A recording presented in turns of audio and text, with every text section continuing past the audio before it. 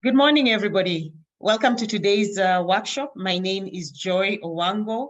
I am the Executive Director of the Training Center in Communication. It's a research capacity trust hosted at the University of Nairobi. And what we are going to take you through is using open access AI in improving health research and academic life cycle for Muhimbili University Hospital members in Tanzania. So thank you so much for welcoming us in Dar es Salaam. And we look forward to supporting you with our co-partners and facilitators in making you understand the various artificial intelligence tools that can help improve your research output, can also help improve your research discovery. They're all open access, and we'll take you through how you can actually effectively use them. So I will start with Dimensions, which is a research discovery solution. And then it will be followed by Knowledge Unlatched, who will take you through also another research discovery solution, but focusing on social sciences. And the beauty about this is that you need to understand, as researchers, it is mandated that you need to work at a multidisciplinary level. So having access to some of these platforms is also really important. And the platform I'm going to take you through on Dimensions is a research discovery platform. So granted, you're familiar with PubMed and Medline, but this is one step above those because PubMed and Medline is already indexed in Dimensions. So it is a citation database and it comes with funding information.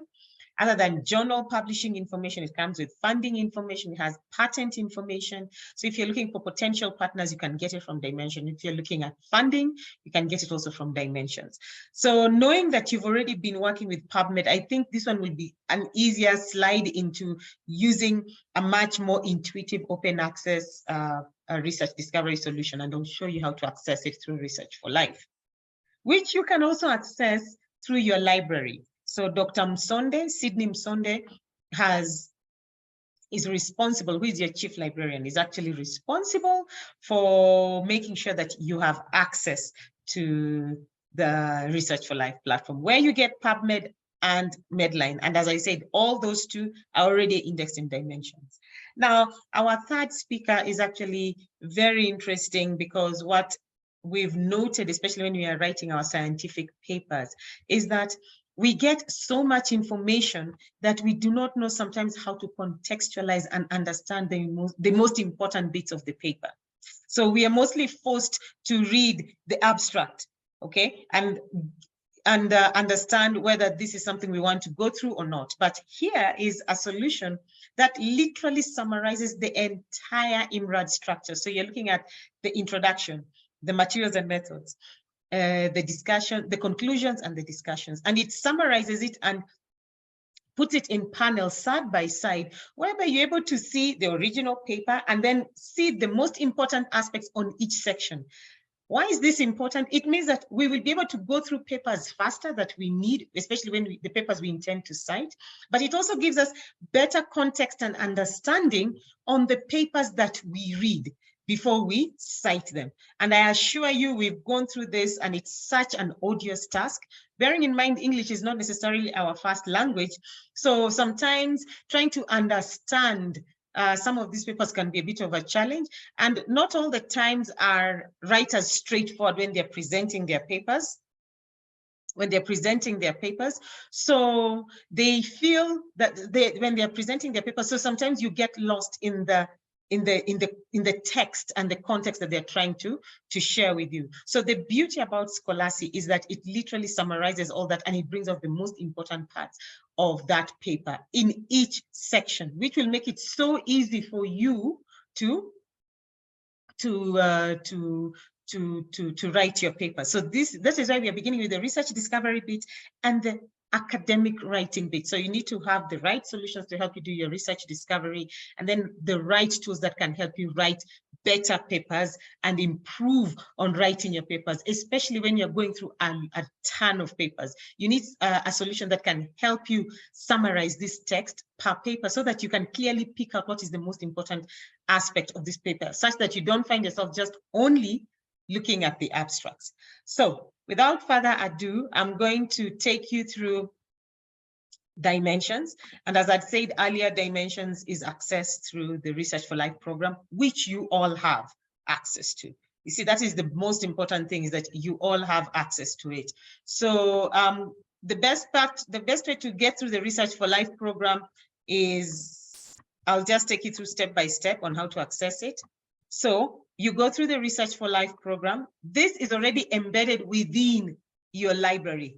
You'll actually look for this logo embedded within your library.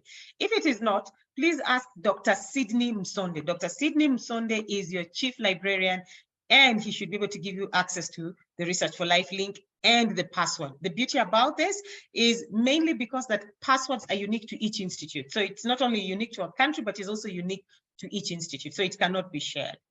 So here we go.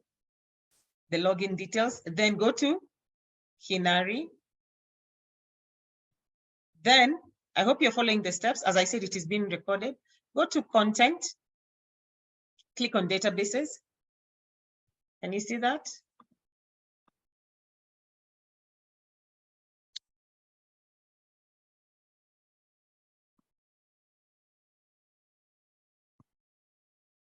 Okay, it's opening. And the first thing you're going to see is that it has a list of all these platforms. Can you see that? It has a list of all these platforms.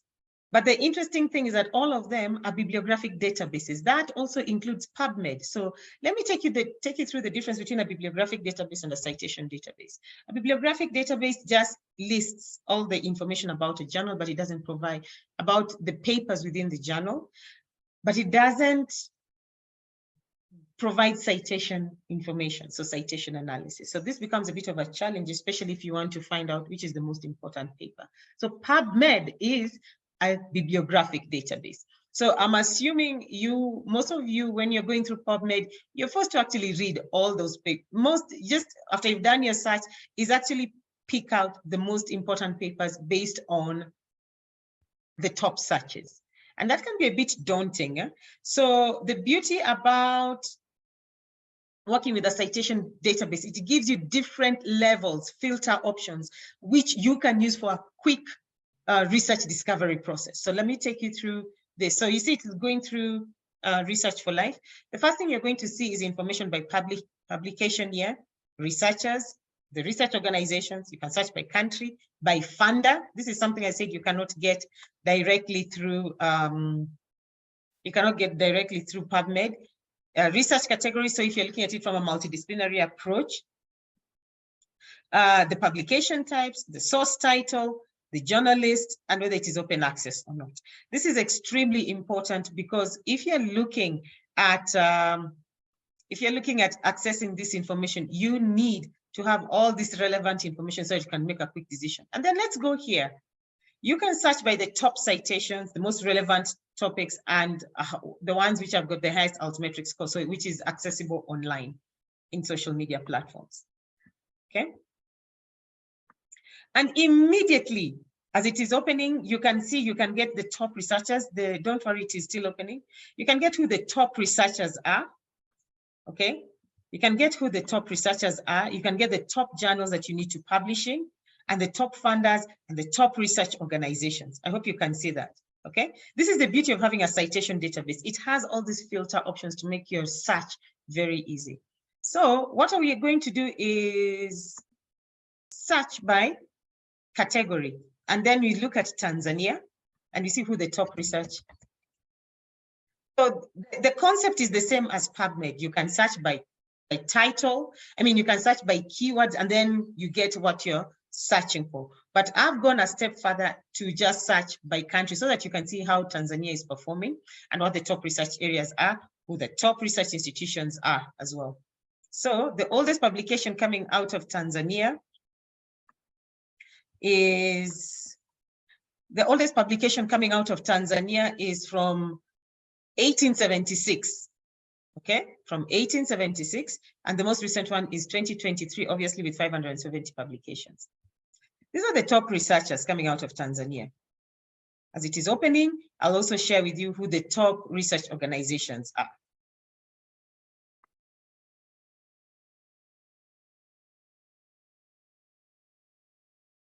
Okay, these are the top research organizations. All right, can you see that? Are you able to see that, colleagues?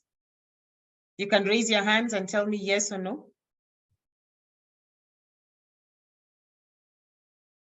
Good. So these are the top researchers. As you can see, these are the top researchers, the top 10 researchers. So when you click on analytical views, you can get top 1,000 researchers if you need, okay? So if you're looking for potential collaborators, this is the one way in which you can get this information. And then the top research organizations. So let's see, and this, as you see, as it is opening, you can see the top countries that Tanzania is working with, the top 10 countries. This is where Tanzania is getting its funding, the top funding, the top journals that you publish in, and we'll see the degree to which you see, these are the top journals that you publish in, and the degree to which research output from Tanzania is open access or not. Okay, as you can see, you are the second top research producer in Tanzania, okay, after UDSM. All right, as you can see, after UDSM, you're the second top research producer. Then we can narrow further. So let's have it. Did you get the funders? Yes, these are the top 10 funders. Okay, as you can see. And if you go to the top right, you can see the top research category. So these are the top research areas that come out of Tanzania. Now, if you want to publish, if you are trying to figure out where to publish, all you need to do is put in the keyword. Let's say if we put health sciences, because you know we are working on health sciences. Okay. Let me just, okay, health sciences. Just make it a bit easier because it's one of those. So I'll just click health sciences.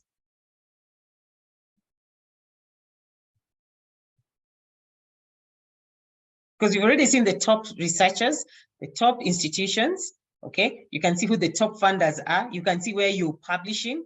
This also helps in mitigating predatory publishing and also understanding the landscape on where your researchers are publishing. So you see, everything is pretty straightforward with this. So health sciences, you can see you have over 7,000 publications coming out of Tanzania on health, just focusing on health sciences. We've not narrowed down maybe to public health or biomedical and clinical sciences. Okay, so when you click on analytical views, I'll open this on another tab so that you can see what I mean. All right, so you can see it has received over 147 grants in the last 10 years. Okay, who are the top researchers in health sciences, the top research organizations? So these are the top researchers in health sciences, as you can see.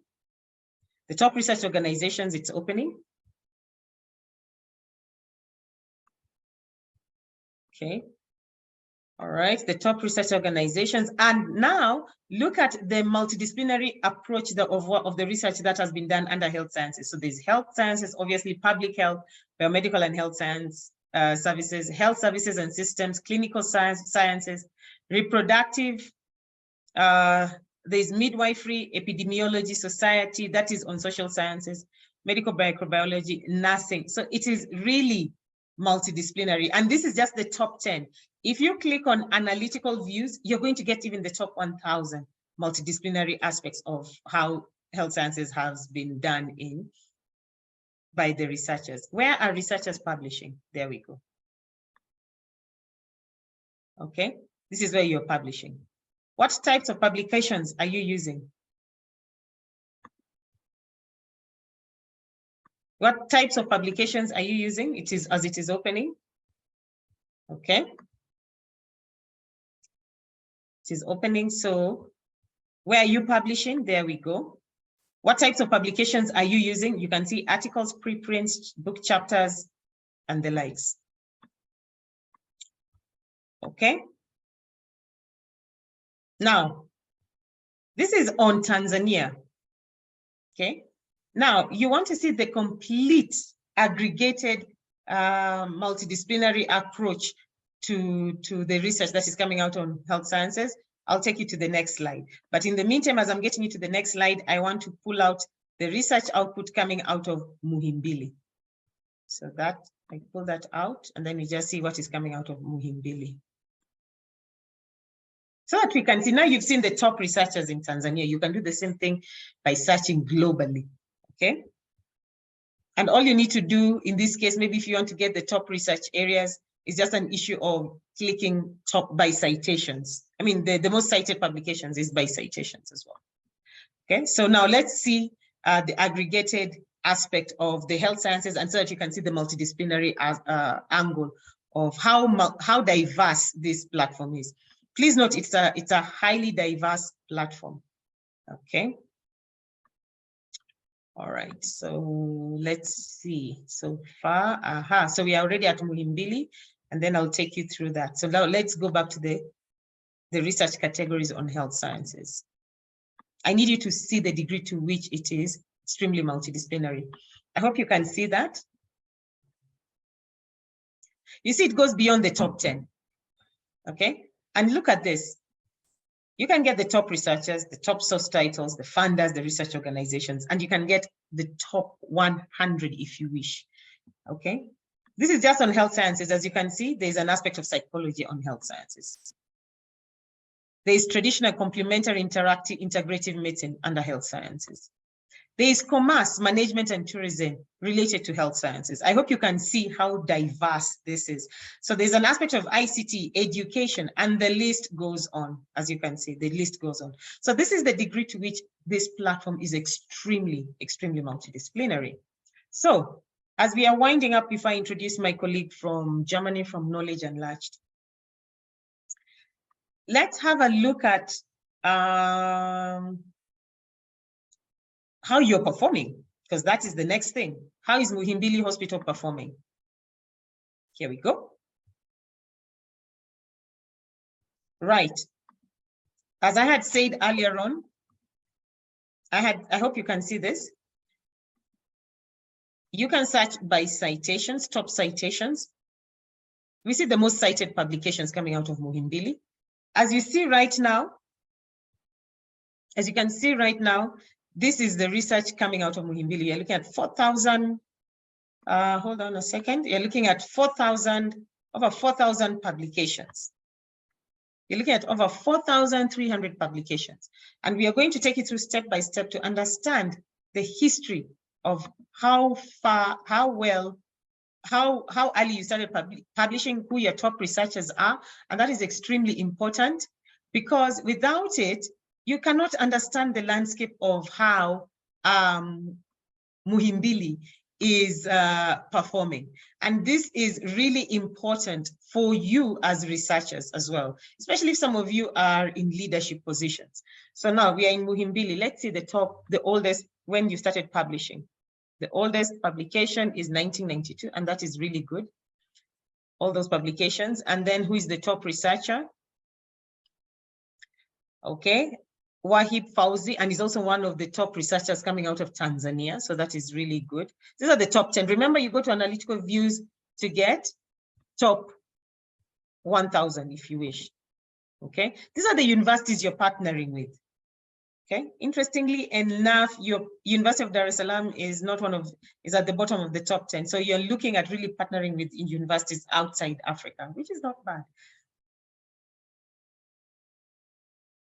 These are the countries you work in, and this is the amount of funding you've got in the last 10 years. Okay, these are the funders you've got, and you've got 75 major grants in the last 10 years. So let's have a look at the dollar value of that. As you can see, these are the list of the funders, okay? So let's look at the dollar value of that. You see, this is the beauty of having a platform like this. You cannot get this kind of information with PubMed. So you have got, the dollar value has been about, you've received about $88.7 million US in the last 10 years, and with an average of 1.4 million per year between 2014 to now. And these are the funders you've been working with who've been receiving it. So if you know Julie Makani, she's one of the, Julie Makani, Gad Paul Kilonzo, Gideon Paul Kwesigabo, these are the top researchers who have actually, within Muhimbili, who have received funding over year on year. And these are the top funders that they've been working with, okay? So this is also more of the information. And you can see these are ongoing proposals. This is what you're seeing, ongoing proposals. Now, let's go back to, and you can see you can get data sets, clinical trials out of the same research. What else would you like to know about this platform? Because it's now, you've seen the funders, you've seen the research categories. This is where you're publishing as Muhimbili. So this is where you're publishing. Research Square is a preprint repository. So this is quite interesting. So it is a preprint repository for Nature portfolio. So it's good to see that you're adopting open science. To what degree is Muhimbili Hospital publishing in open access? As you can see, over 3,000 publications are open access. The most cited publication is from 2011, and it was published in Nature. And the one that has received the highest altmetric score that people are talking about in all the social media platforms is going to open up in a few seconds. So in a nutshell, this is what this platform can do. You can get collaborators, institutional collaborators, individual collaborators. You can understand the landscape of research. You can also compare how other institutes are performing against you. You can also see how your institute is also performing beyond just doing a research discovery. So the paper with the most altmetric score was in 2016, published in eLife. Let's see where it went. It was picked by over 200 newsletters, outlets, blogged 16 times, tweeted over 494 times. It is in 77 Facebook pages, referenced in Wikipedia pages, and there are 10 videos. So don't ignore those YouTube, TikTok. Right now, TikTok is being used actively. Don't ignore them because it's being captured as a science communication output. Ladies and gentlemen, thank you so much for your time. I hope I've given you a better understanding on how you can use this platform on top of, oh, I need to show you the part where you need to see. Okay, sorry, we are back. Can you hear me now? Yes, we can hear you. Yes, okay. Yes. Okay. Yes, you are. Okay, so now I think there was a freeze, and then it just, I had to quickly get online again on using another platform and another router. So now, what was I saying? I need to show you that PubMed is actually indexed in this platform so that you can understand where I'm coming from. Right, go back to this. So that you see you're not, so it is easier actually to go to use dimensions than PubMed, because everything is actually from PubMed is pulled into this. But the only difference is that it comes with citation analysis. Can you see that? Journalist. Now, PubMed doesn't have the citation analysis. This has a citation analysis. What does this mean for you? It is one step further. It is one step further, and it makes your life slightly easier, especially when you're doing your research discovery. I hope this has been helpful, and thank you so much for your time.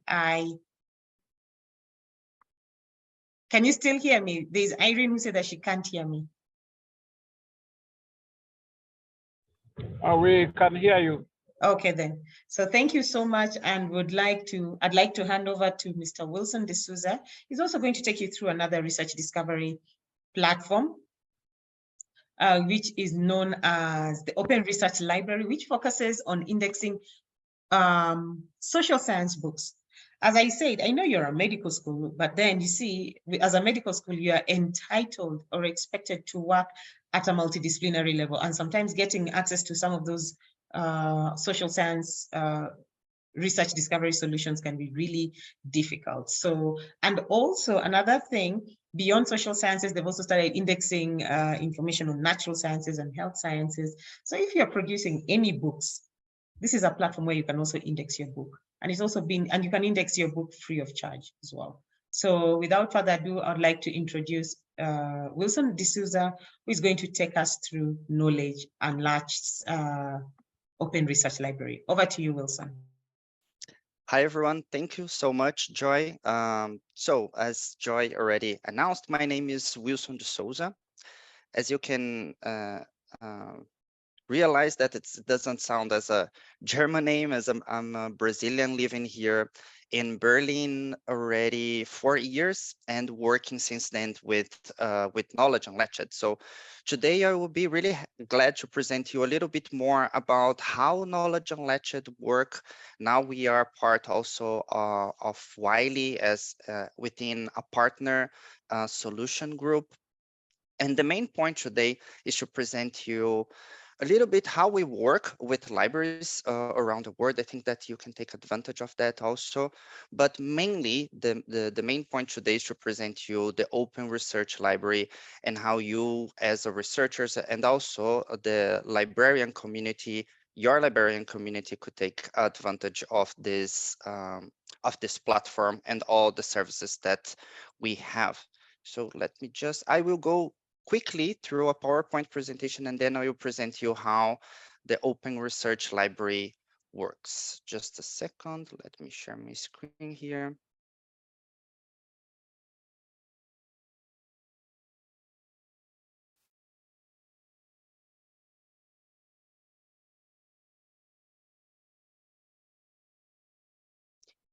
Great. So the first point today is to present you a little bit more about Knowledge Unlatched, or the initiative itself.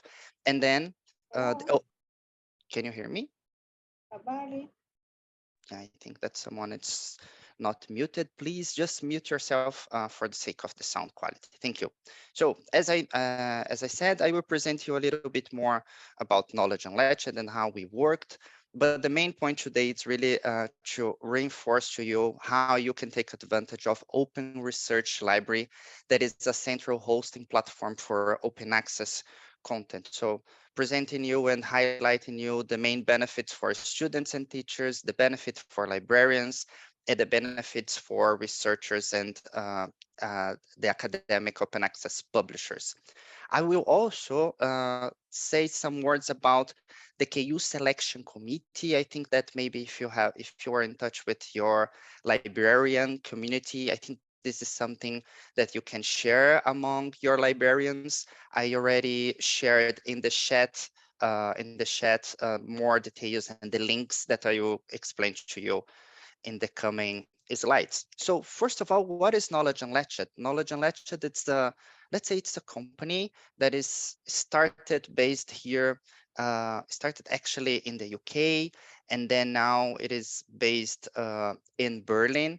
And the main point here is that based on the conversations with libraries around the world, and also understanding that the funding process normally for the humanities and social science content is more difficult, we offer to the library community a crowdfunding platform. And it's quite simple how we work. In short, every year we offer different collections to libraries around the world, and they can come together and co-finance the publication of these publications to this content be published as open access. That means that the authors or the researchers, they won't face any APC, they won't pay any publication fees, and this content will be published as open access. So the main point here is to support the researchers community, but also create a sustainable route to the academic content, because we really believe that the academic content should be accessible to everyone. So as soon as this content is published, it is published as open access perpetually. That means that everyone in the world can have access to this forever. So every year we offer these collections to the library, but the main point here, and I think that's really interesting for you to know, is that these collections that we offer every year is not us, Knowledge Unlatched, as a company, or the publishers that choose the content that will be made on these collections. We have a selection committee made by librarians around the world. So in short, it's really now that we are open for new members. I will show you a little bit more details about that. But in short, every year we open the possibility to receive new members around the world. I'm really glad that since I start working here with Knowledge Unlatched, the main point of my work is not just to sell, let's say, these collections to the libraries, but also include more voices from the global south in this discussion, including not just the African continent, but also my region, the Latin America. And I'm really glad to see that in the last years, we have more and more members in this committee from Latin America. And I'm really glad to see a good jump on the number of African librarians in this group. So every year we open to new members to be part of the selection committee, and I will explain you a little bit more about this also. I think that here is just quickly showing you the results that we achieved so far. When we are now, this year it's the round number 10. As I mentioned, this crowdfunding starts normally from May until December, when we gather all this crowdfunding from the libraries around the world. And then in the end of the year, let's say like just an example, that we have our main collections, our main collection with 300 books, 300 academic books. So let's say in the end of the year, we gather enough funding to publish 250 of these books as open access in the coming year. So we do that every year. So far, we have more than almost 700 libraries already supported at least one of our collections. The number of publishers that participated, more than 100. The books that were unlatched or published as open access perpetually, it's more than 3,500. We also have different initiatives for journals. More than 50 were already flipped, and the total number of usage interaction for this content, it's more than 50 million. So we are really glad to see that we are achieving these results. And also, based on the feedbacks from libraries and also from students and researchers, that sometimes it's difficult to find all this content, not just KU books, Knowledge Unlatched books, but also um, from different publishers in one single place. So what we are offering is really all this content in one single platform. All the KU books are hosted in Open Research Library, and the journals also, it's available in this link that we can share to you later after the presentation. So as I mentioned to you before, I think that the main point today is more focus on your researcher community. But I think that the main difference of KU work, it's really to work close with the librarian community, because we know that what happened now is that normally when your institution pay to access content, normally you get a lot of content that it's not interesting for you or you didn't choose before. So this selection committee made by librarians, it's really empowering the voices around the world to choose the content that they want to see as open access. Again, just reinforcing here that we are talking about books and not journals, okay? So here, as part of this selection committee, you can vote against or for the titles that the publishers submitted to us. So we are now at this moment receiving all these submissions, the title submissions from the publishers. They have to follow some rules to submit these titles.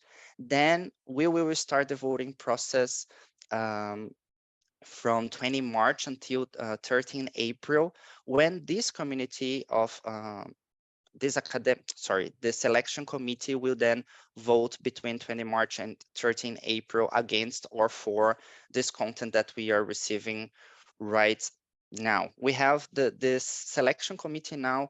It's more than almost 300 librarians from all over the world.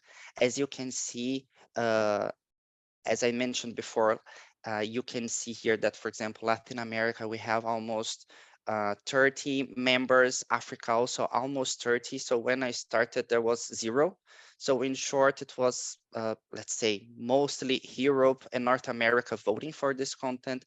But now we have like a good number of members from Latin America and in Africa continent, let's say the global south also together, like making their voice being heard in this process. So if you think that you have librarians from your community that would like to be part of this committee, you don't have to pay anything. I shared in the chat function the online form. We are really close to finish the receiving new members, so it's March 9th. So we have 1 week and a half, I would say. So please share with anyone that may be interested in that. What is really interesting, let me share my screen here. Let me just close this. To submit your name as a member for this, it's really easy. You will just go to this form, send your name and the last name, the institution, and what is really new in this year. Before, our collection were divided into disciplines like history and anthropology, and then from this year, instead of having this collection in this format, we are choosing to move and following also something that is important to the academic community, that follow the SDGs, or the Sustainable Development Goals. So maybe considering your institution, your librarians would be interested, for example, in helping us to curate this content for good health and well-being. Probably it's really connected with your institution, but also we have other SDGs or other collections where your library community can help us to curate, like, for example, peace, justice, and strong institutions, climate actions, and so on. Okay, just going back to the presentation. Good. So as I mentioned before, based on the feedbacks that we heard, sometimes it could be challenging for you also as a researcher to find, when you were doing your work, to find all this open access content in just one single place. So what they offered in the previous, I think since 3 years ago, we have then available, and we launched actually the Open Research Library as a platform, as a single hosting platform for open access content.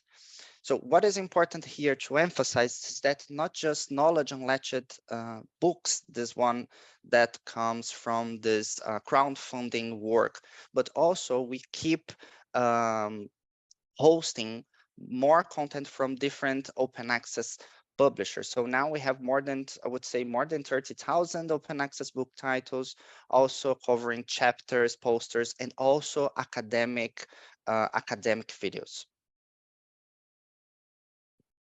The benefits for you, I would say that, again, it's one single place to access this academic open access content. We don't want to replace the other open access platform, but the main point here is to offer to the academic community a user-friendly platform where you can create your own account, add notes, add bookmarks, and also where this content can safely be recommended by your teachers and professors, because we know that some platforms that offer you content to be accessible, sometimes they just remove the content without any information to you. So what we are saying here is that we are often offering a place where you can easily access this content, also not necessarily related to the university's IP. That means that you can access it using any device that have internet. For example, you can access it using it by your phone or using your computer at your university or not. It's not necessarily, you don't have to be there to access this content. So the benefit for your librarians is that also it's possible to index all this content in the library system of your institution. You can integrate all this content if your library uses a library system for indexing and discovery, but it's also really easy to download all this content, all this more than 50,000 books, and index all of this in your library system using this free mark records for all books and also to make it available in your library system. We are the interoperability, it's really a strong point as well from the platform.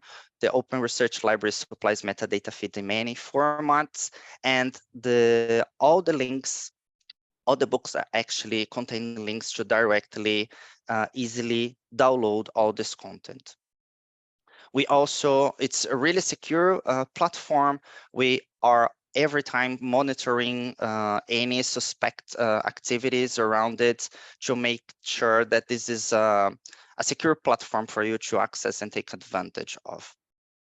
So as I mentioned before, the main point here is not to replace any other platform, but the main point here is really to offer you a better user experience for you to do all your researchers and your work using the platform.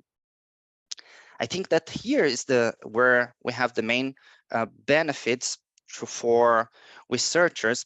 Again, we are working now in the round number 10, so we have a very strong base around the world, I would say, as Knowledge Unlatched, and promoting and also Open Research Library.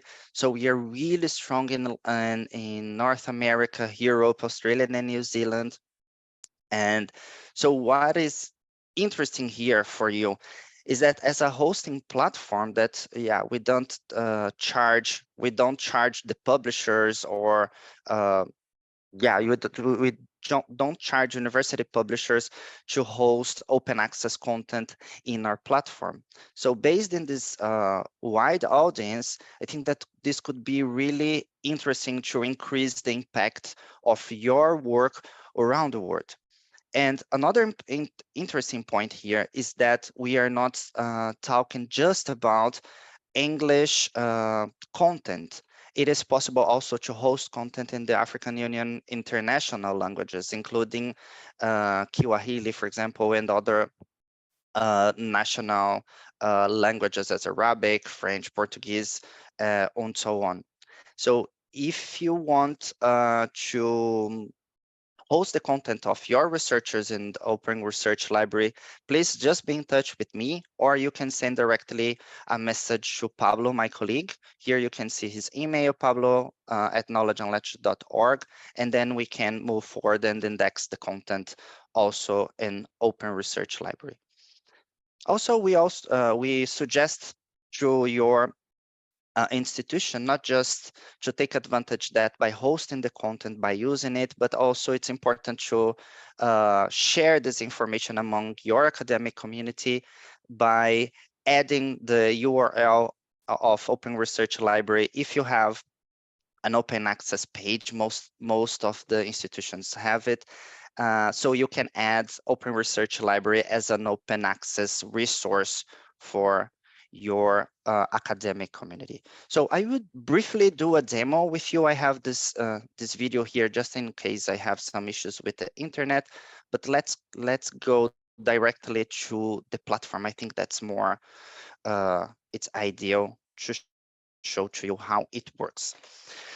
So here we are in the landing page of the Open Research Library. So first of all, based and comparing with other open access platform, I think that's really user friendly. Like I think that the design makes the process make the visual a little bit clean, and it's really inviting for you to use. As I mentioned to you before, to access it, you don't need to be, for example, in your university. It's just by typing here openresearchlibrary.org home, and then you will be here in the platform. As you can see, we have all this content available here divided into topic, but it's quite intuitive, I would say. I strongly recommend you to take advantage of that. Just visit and do your own research here. But let's say, for example, we have different topics into different disciplines. But for example, you can go here, for example, through history. So you can see that you can do your search a little bit more specific by using these different filters that we have. For example, content type. You also can choose, for example, you can use a time window. Also, as I mentioned before, if you want to be more specific about languages, it's also possible, including the publisher, place of publication, license type. So it's quite, as I mentioned, intuitive. And honestly, I really like how this content is displayed here. It's really clean, I would say.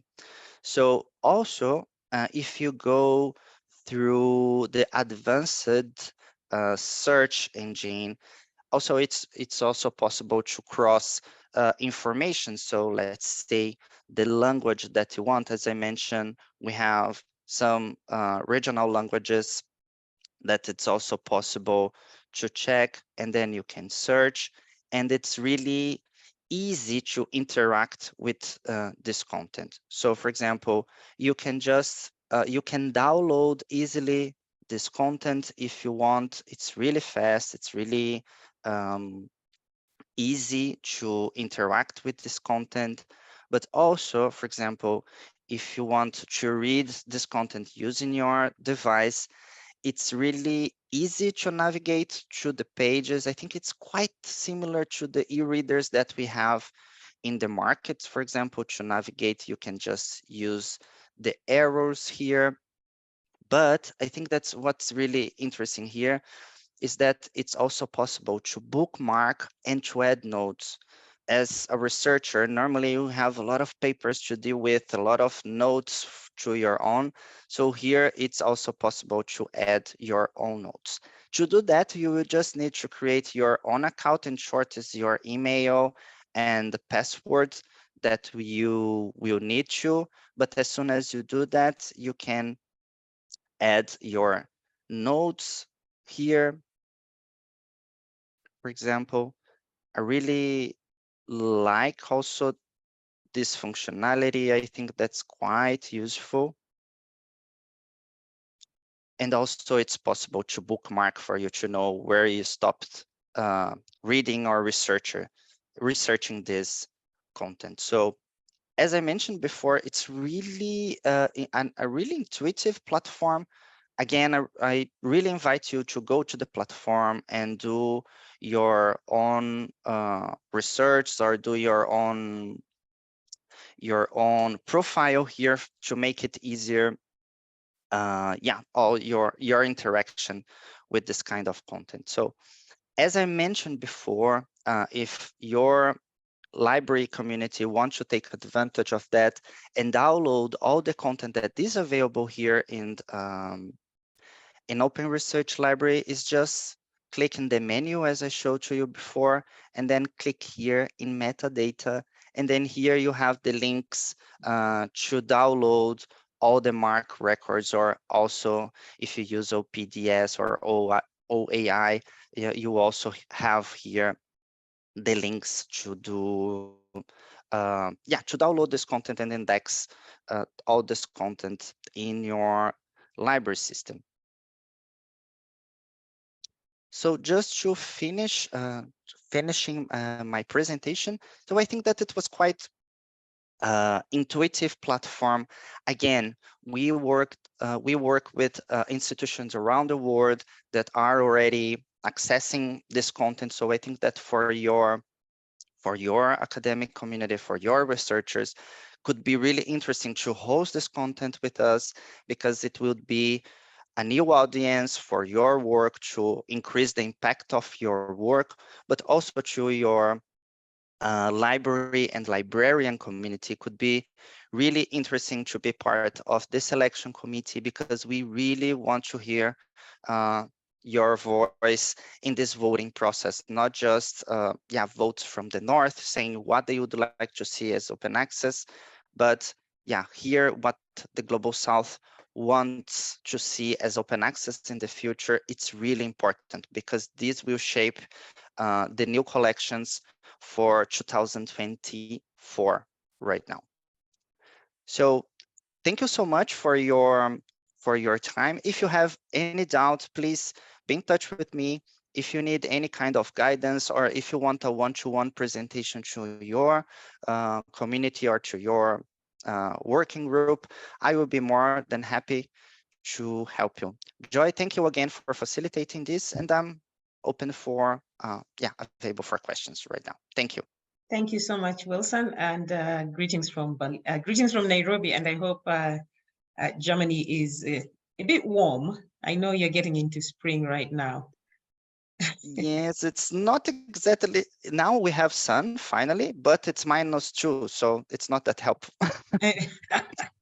Yes, so now we are getting into another cold part of Europe. So we are going to London. You're still part of Europe technically, and we have Miss Emma Warren-Jones, who is going to take us through Scholarcy. Earlier on, I had talked about how sometimes writing papers, we all know this, writing papers can be daunting, especially if you don't understand them. English is not necessarily our first language, and getting the context and the most important bits out of papers can be so daunting. That's why most of the time we are forced to just reading the abstract to get an idea of the paper, and then we move on with it. Now, with this solution, it actually breaks apart every single component within the paper and then divides it into two panels. One panel, you have your original paper. The other panel, you see the most important bits as per the paper. So in the introduction, you get the most important aspects that is being presented in the introductions, materials and methods, the discussions and the conclusions, all the way to the acknowledgements. So these are things that are a game changer, especially when you're writing papers, because it means you have the opportunity to read more papers. And instead of skimming through papers, you can actually go through papers. And Miss Emma Warren-Jones is going to take us through more information on how Scholarcy can support researchers, how you can make it part of your academic writing workflow, and how it can make writing your papers much easier. Over to you, Emma. And Emma is coming in from London. Over to you, Emma. That's great. Thanks, Joy. Can I just check how long I've got, Joy? Just want to make sure, because I might just... You have 30 minutes. You have 30 minutes. Oh, perfect. Okay. Yes. That's brilliant. Yeah. Thank you.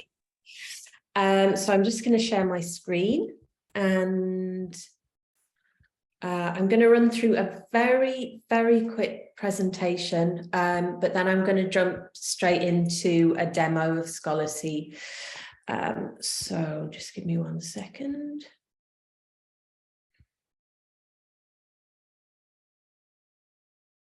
And thanks, Joy, for that great introduction. So I'm Emma, and I'm co-founder at Scholarcy. And Scholarcy is, as Joy mentioned, essentially a tool that converts research papers and book chapters into what we call interactive summary flashcards. So it's breaking dense academic literature down into shorter bite-sized sections,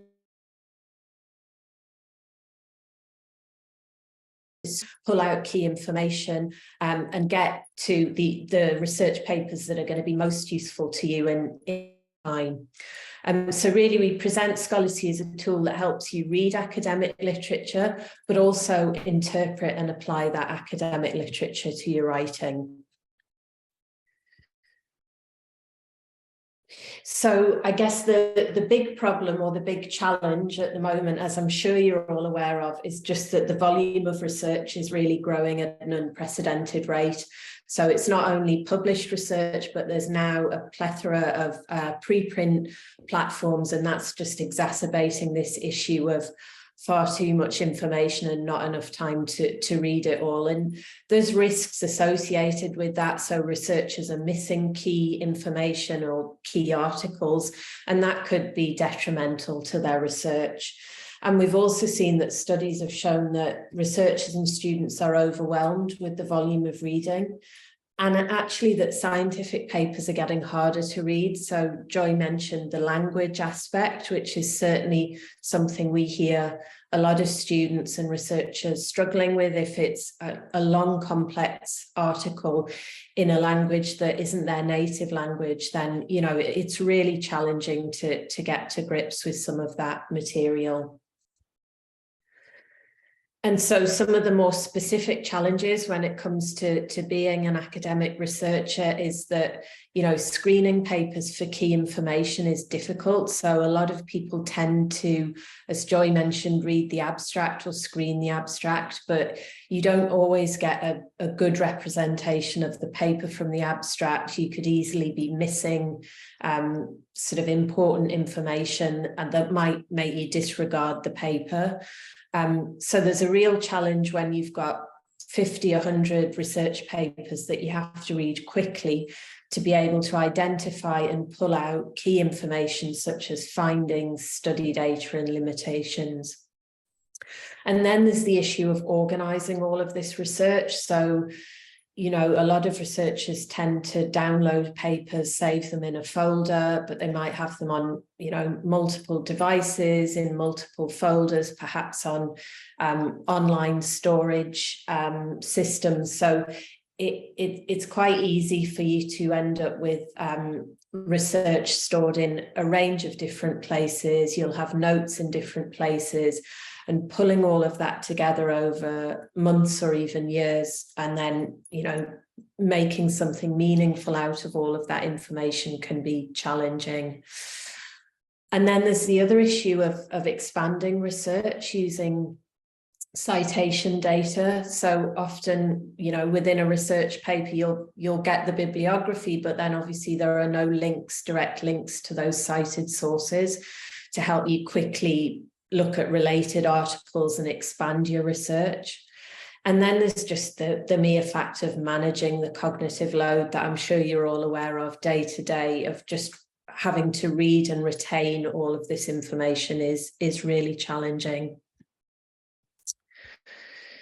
And so with any research paper or article that you're reading, you ideally need to be asking a few of the following questions. So you need to be determining very quickly the why, so what the problem is that the study, that the research is trying to solve, or what the objective of the study is.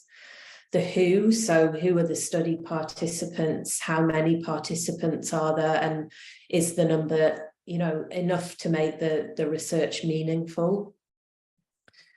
Then thinking about the how, so the methodology, whether that's and is based on established methodology or perhaps it's a novel approach.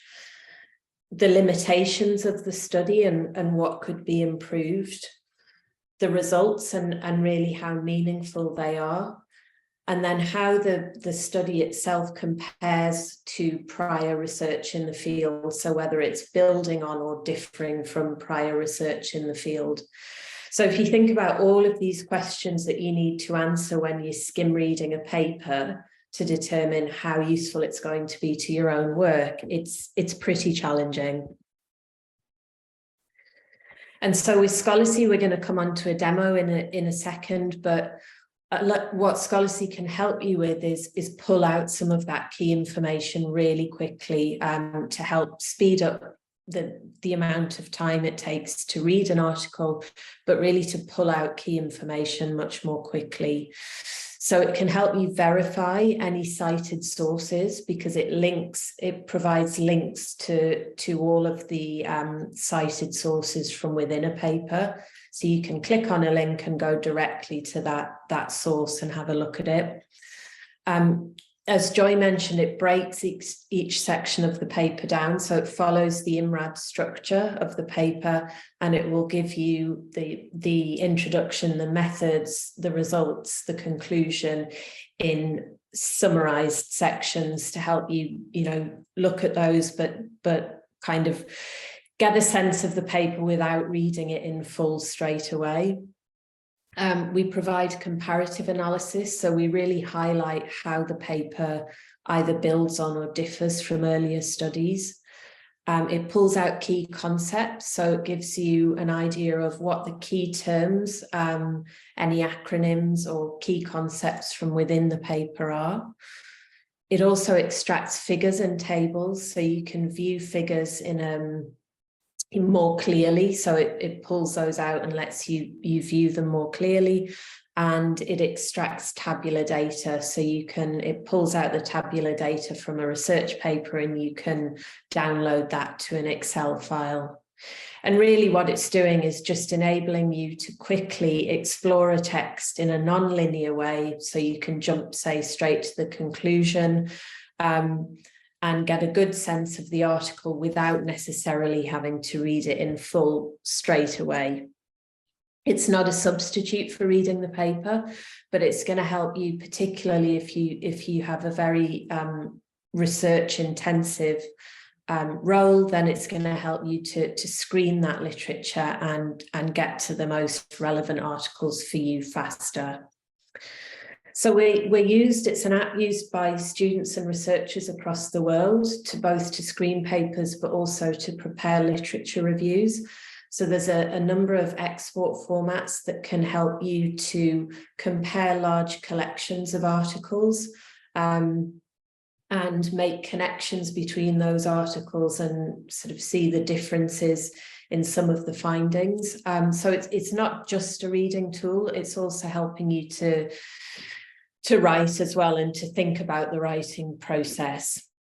So with that, I'm just going to jump into a quick demo. So the first thing I wanted to show you, and I'm going to put a link to this in the chat, this is our article summarizer. So this is a free tool and anyone can access this and try it out. Sorry, I'm just going to try and get rid of that chat.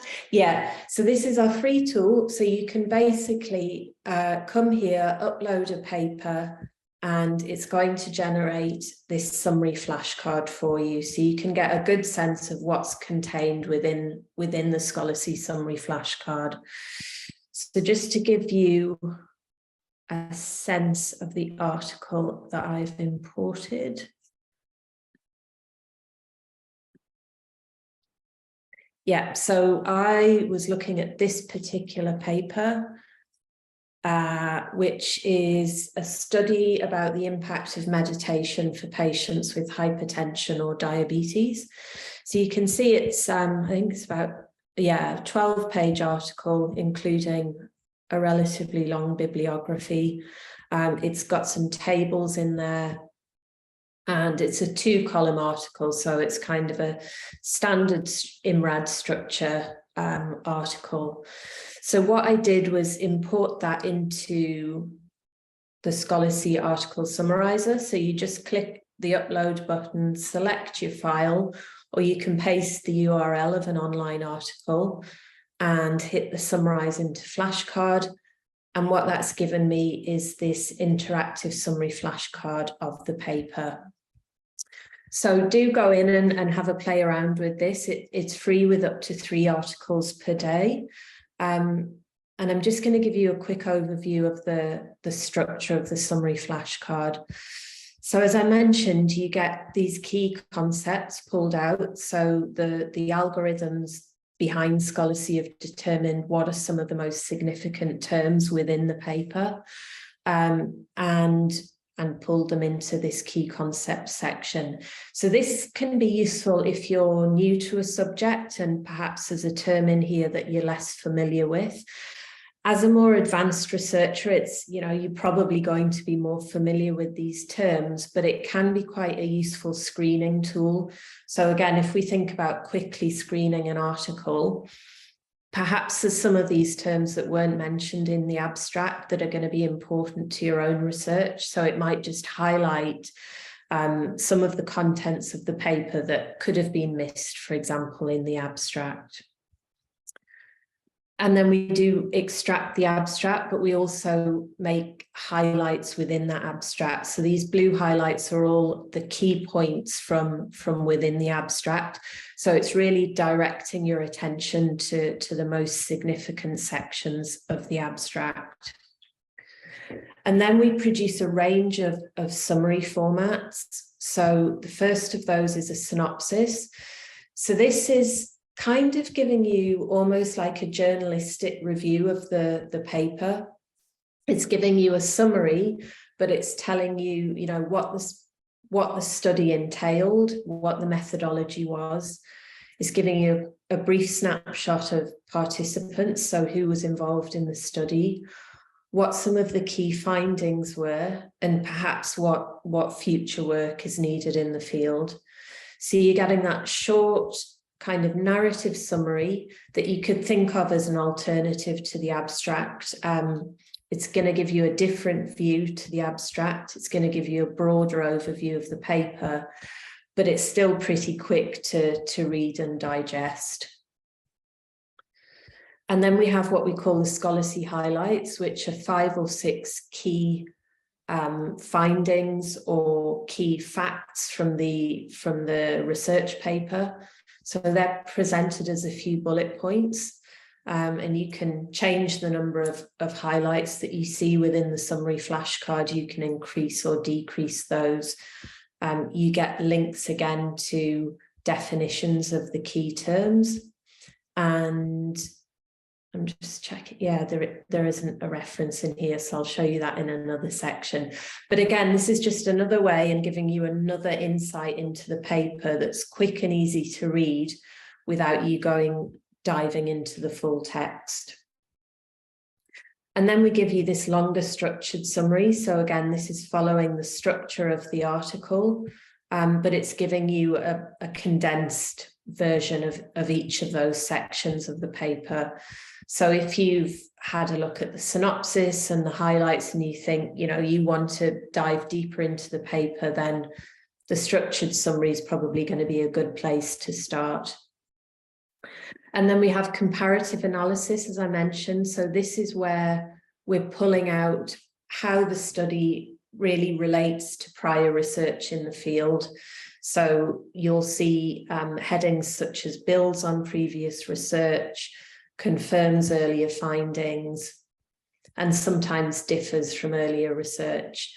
And along with the statement from the paper that's building, where the authors are telling you that they're building on prior research, you also get the link to the citation of that source. So if an author is telling you, in this particular study, we used study X and we built on their findings, and you want to go and look at study X, then you can link straight to if there's an open access version of that paper, you can link directly to that.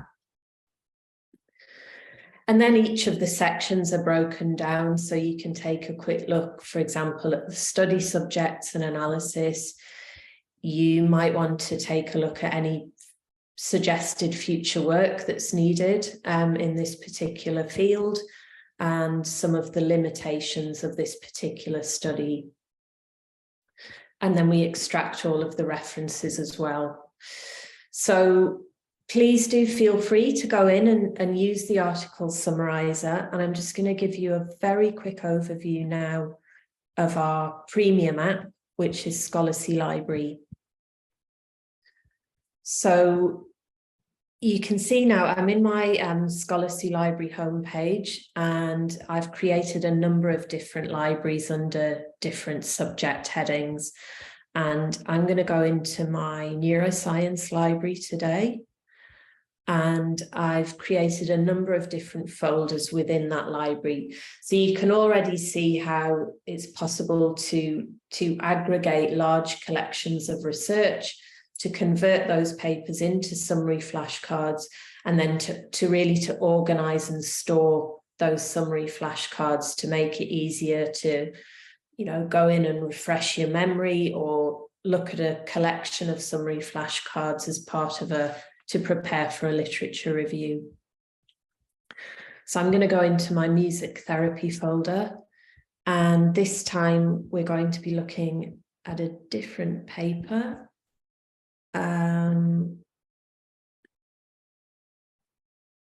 Which is this one. So this is actually a manuscript. This is a really long article, actually. I think it's about 40 pages. Again, it follows the IMRAD structure.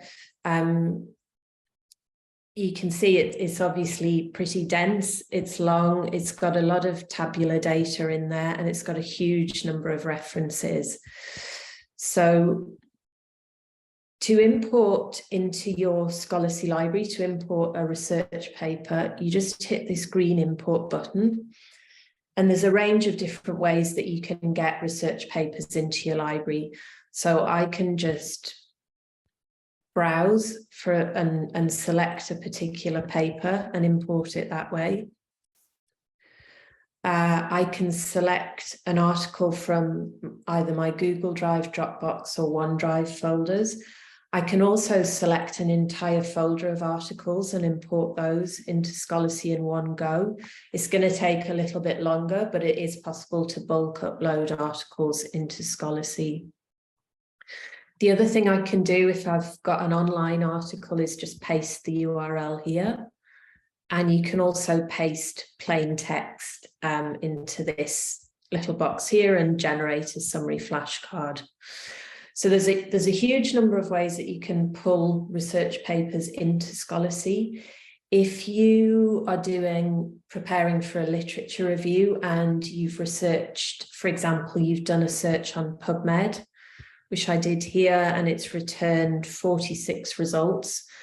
And I want to import all of those results into my Scholarcy library. There's a couple of different ways I can do that. I can create an RSS feed and paste the link to that RSS feed into one of my folders. Or I can export these references to, I think in this case, it's an NBIB file. And then I can import that reference file, which will look something like this, directly into my Scholarcy library, and that's going to generate summary flashcards from all of those references. So it's pretty versatile in terms of how you can get papers into Scholarcy and generate summary flashcards. But I imported the article that I just showed you earlier. So this effects of meditation and music listening on patients with dementia. And this has given me that you'll be familiar now with this summary flashcard format, but this is in the premium app. So the difference here with the premium app is that I can upload unlimited papers, unlimited articles. I can create libraries and folders within those libraries to organize my research. And we have a range of export options as well. So I can export my summary flashcards to Word, to Excel, and to other formats for further analysis. So again, you get the key concepts. I might not be familiar with the phrase telomere, so I might want to click on that and get a little bit more information. It's going to take me to a definition in Wikipedia. Again, I get this short narrative summary of the paper that's really going to help me with screening and might give me just more than I get from the abstract. And then I get these other summary formats that I went through earlier. I also get the full text. So if I want to read the full text, that's available too. We have a feature called Interactive Highlights. And so I'm just going to click on, so orange really denotes key findings or contributions from the author, and blue denotes key factual statements or evidence-based statements. So I'm just going to click on the contributions. And so these are kind of the 5 contributions from the author that Scholarcy's picked out as significant in this piece of research. And if I just click on one of these, it's going to take me to the corresponding section within the full text of the paper. So this can be quite useful because it's directing my attention to something significant within the paper that the author's claiming, but it's also letting me see where in the paper that particular contribution sits. So in this case, it's within strengths and limitations.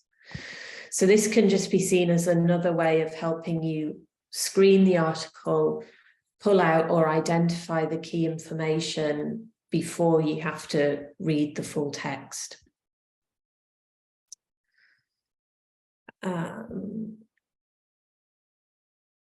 So I'm just going to go back into my summary flashcard. So the other thing that I can do is link to all of the cited sources. So I get this reference tab at the end of the summary flashcard. And you can see all of the cited sources or the bibliography is captured here. And there's a few things that I can do here. So if an article looks interesting to me, I can click on this open access link here.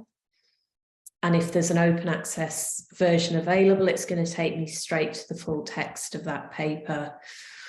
The other thing, if I don't really want to leave the application and read that paper in full, is that I can click on this little Scholarcy findings button. And that's really going to give me just the key highlights from that cited paper. So that can be a handy way of finding out more about related papers without necessarily, again, having to go to the full text and screen the full text. And we also integrate with a tool called Cite AI that you might be familiar with. And so what this is doing is giving me the citation count for this cited source, but it's also showing me how many times this particular paper has been positively cited or confirmed by other researchers, and how many times it might have been perhaps questioned questioned. So this can be useful. You can export your references to a RIS or a BibTeX file. And the other thing that I just wanted to show you briefly is that you can also export collections of summary flashcards to a range of formats. So I'm going back to my music therapy folder, and I've got about 21 summary flashcards that talk about the impact of music therapy and meditation on patients with dementia. So I might want to compare some of those papers quite quickly. And we enable you to do that by generating a quick literature matrix. So I'm just going to hit this export button here, and I'm going to select all 21 flashcards. I'm going to export, in this case, to Excel. You can see there's a range of export options. So I could export these summary flashcards to RIS and import them into Zotero or another reference manager. I could export them to PowerPoint or to Word, but in this case, because I want a literature matrix, I'm going to export to Excel. So I just hit export selected, and that's going to open up an Excel file. Now, this is a bit difficult to see, so I've reformatted this slightly to make it clearer for you to see.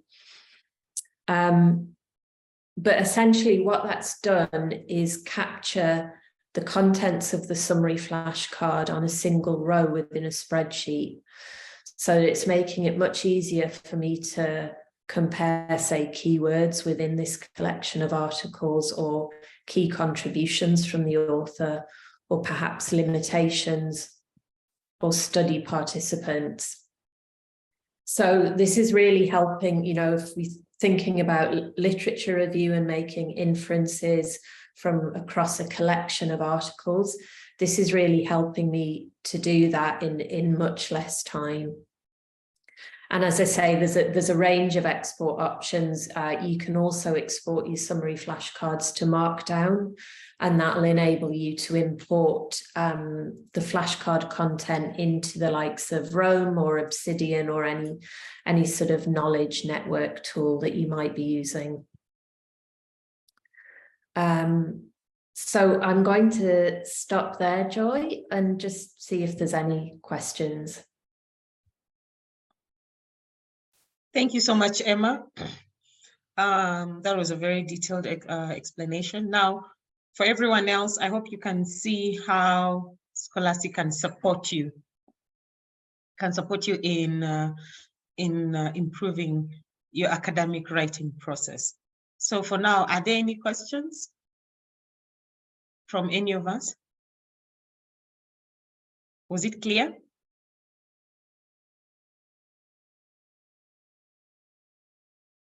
Yes. Okay, Ismail, thanks. I think it just needs practice. So thank you very much for this demonstration. But I think it Yes. needs practice and then we can get a hang of it. Yes, this is the first of a series of trainings we are doing, because you see, it was Dr. Msonde who organized this for Muhimbili, but also being the chairperson of the library consortia in Tanzania, it means that there are more planned with him. So this one was the very first one, and he felt it was important for the academic community in Muhimbili to understand how this solution works, how they can access it, and these various solutions. So especially the medical researchers, you're writing quite a bit, so it is really good to have a solution that can help you. Now, when it comes to this, you see, there is a free version that Emma shared with you, and then there's the premium version. Now, the premium version, what we're trying to do is make, you see, we're in the world of open science. So part of open science is also an issue of equitable pricing, such that somebody in the global south can also have access to some of these good solutions that are being used in the global north. So that is what open science is about. So I would like you to start practicing with the free version, and the premium version, we are going to share with you the pricing. I can assure you, I can 100% assure you it is something that will not break your budgets, because these are individual subscriptions. It's not institutional subscription, it's an individual subscription. And it's really factoring the fact, it really factors that we are coming from the global south and different parts of the global south. With Wilson's solution, it is an institutional solution, the Open Research Library, and it is embedded within the library. Within Dimensions, it is part of the Research for Life group. I just needed you to see how you can access it and how you can use it. And if you've noticed anything amongst all these three, all the platforms are interoperable. You can see Scholarcy, you can see PubMed can be pulled into Scholarcy, and you can actually see also that it is also highlighting platforms, the publications that are open access. That means also your whole research discovery process is easier. Okay, so assuming you've also pulled in publications either from Dimensions or even the Open Research Library, and then you put it in Scholarcy, these are things that you can start even calculating the citations, because she's mentioned that they've also embedded Cite AI, so you can start seeing the citations of publications that were not initially being seen within PubMed. Because remember, PubMed is good, but it's a bibliographic database. What we want is that you have various solutions to improve your research discovery. That is number one. Solutions that can aid in producing good quality publications. And let's be honest, with AI right now, you need all the help that you can get in making sure that you produce good quality publications. I know Swahili now has been recognized as an international language, but unfortunately for all of us, English is still seen as the language of science, and that is where we get stranded when it comes to understanding context in publications. So these solutions are there to help you. We will be working very closely with you to make sure that you're able to use them. And if you need help, you have access to us. We'll be more than happy to take you through how to use the solutions. And most importantly, those who want to now use even the versions where you can load in more publications, reach out to us. We'll be able to help you as well. Because this is all about supporting the academic community in producing good quality research. With that, ladies and gentlemen, thank you so much for your time. Thank you, Emma, and thank you, Wilson, and all the colleagues from Muhimbili Hospital University in Dar es Salaam. Bye for now. Bye. Thank you. Bye.